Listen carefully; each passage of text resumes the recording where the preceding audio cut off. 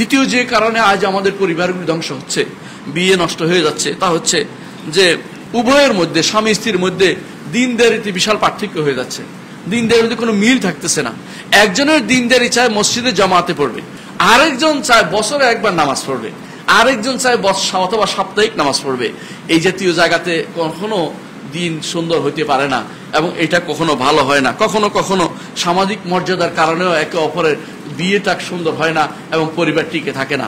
একজন উপরে নিচে পরিপূর্ণ, একজন লাখপতি আর একজন যদি রিক্সাওয়ালার সাথে বিয়ে হয়, কখনো সেটা মিল হবে না। আপনাকে আপনার সমপর্যায়ের জোয়াল লাগাতে হবে।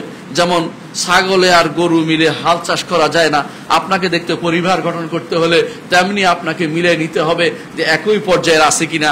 আপনাদের মধ্যে ব্যবসায়ী পরিবার, শিক্ষিত পরিবারের মধ্যে যাওয়ার কোনো ব্যবস্থা আছে কিনা সেটা আপনারা দেখে নেবেন, কারণ এইটা জানার প্রয়োজন রয়েছে। একে অপরকে তখন বুঝতে পারে, নাহলে পরিবারগুলো বেশিরভাগ টিকে থাকে না।